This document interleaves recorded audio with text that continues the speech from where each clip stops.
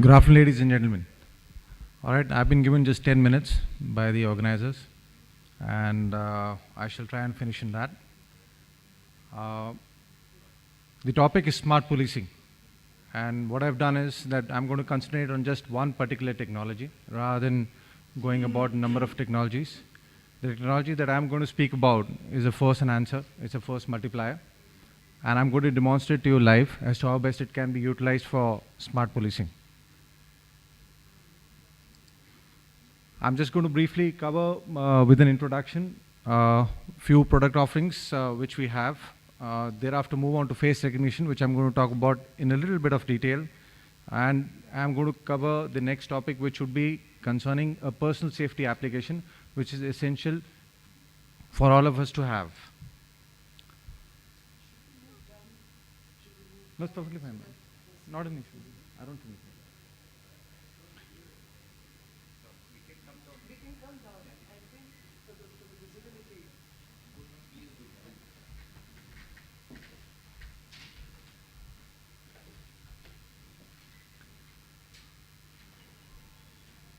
So ISIL was established in 2008.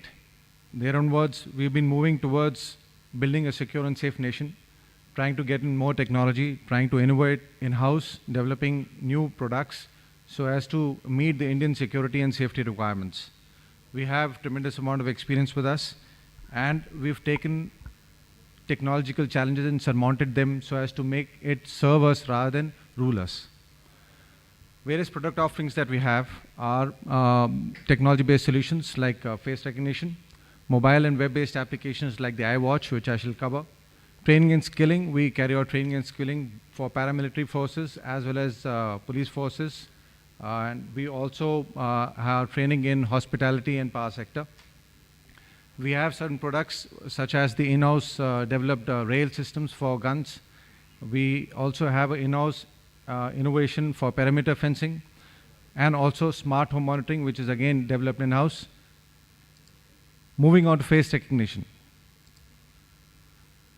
We have tied up with Herta, which is a Spanish firm, for face recognition.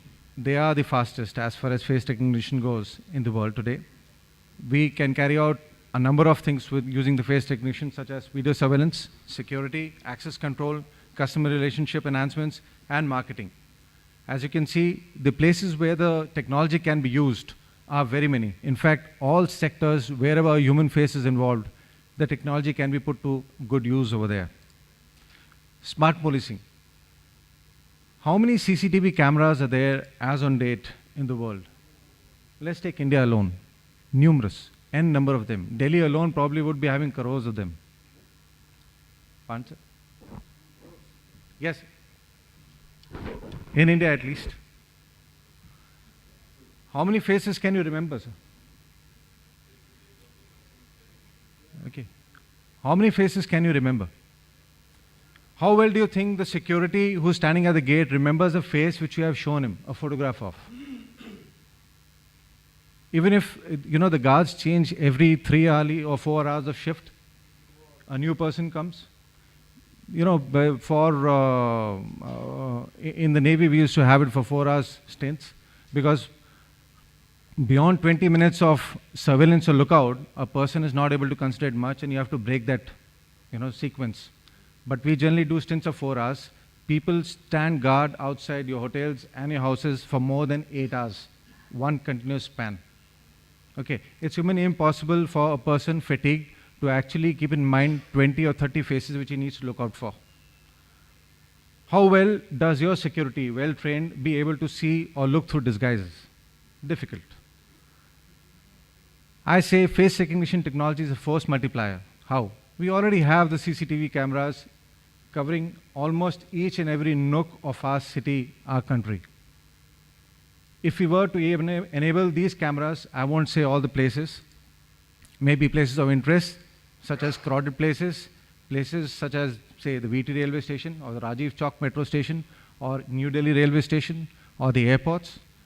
With this technology, you would be able to identify any culprits or miscreants which you already have in a database and raise an alarm immediately.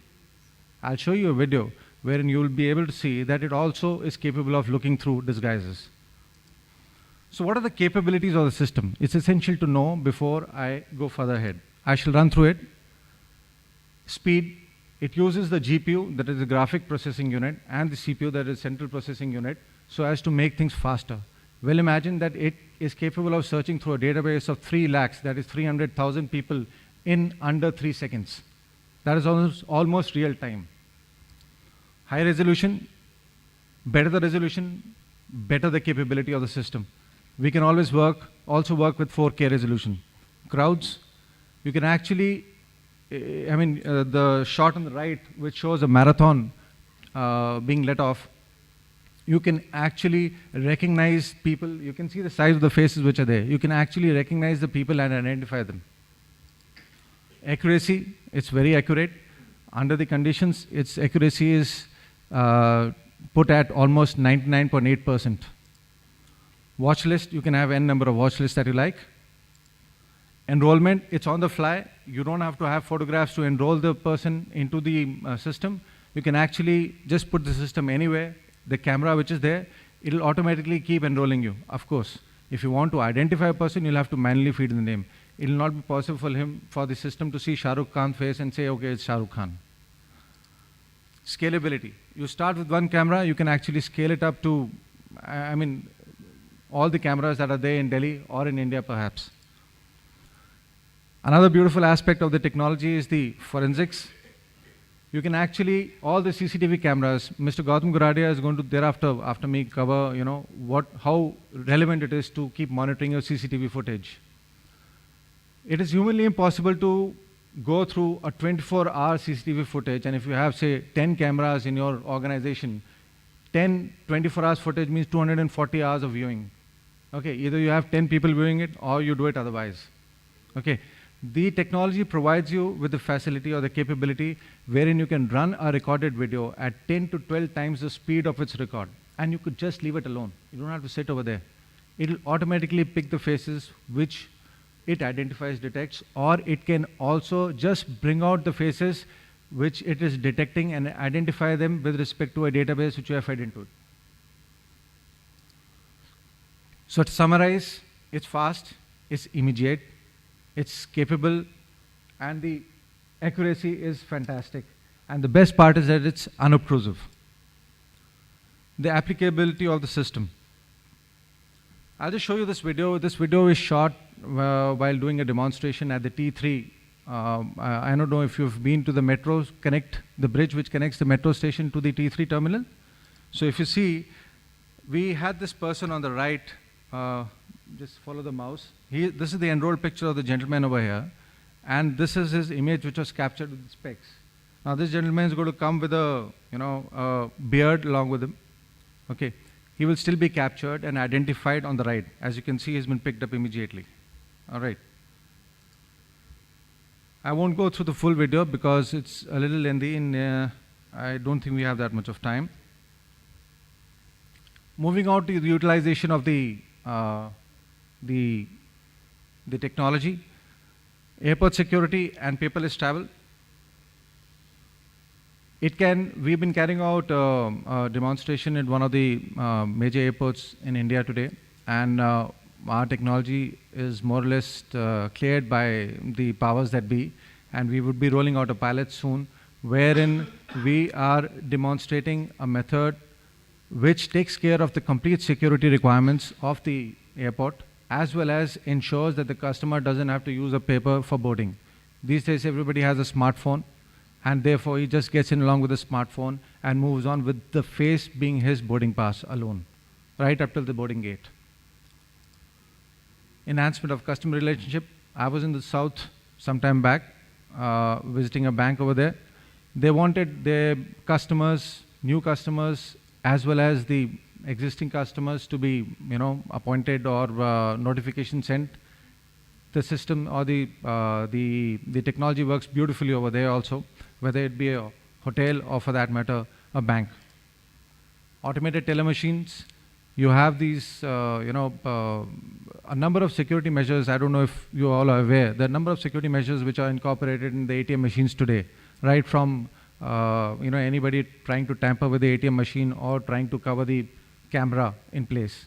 The face recognition, augments all that by ensuring that if somebody is there, of course, you'll not be able to do that henceforth. You can always send somebody across to withdraw some money. The face recognition will ensure that the person will not be able to do so. That's the sad part. But at the same time, a culprit or a thief who's taken away your debit card or a credit card or whatever the case may be will not be able to withdraw the money if you were to use this technology over there. Where is it being used? It's being used in a number of places. Russia is one. Few customers that I've pointed out on the slide. Before I finish, I'll just run you through a safety application which has relevance for all of us sitting over here, especially women, because it was designed with women in mind.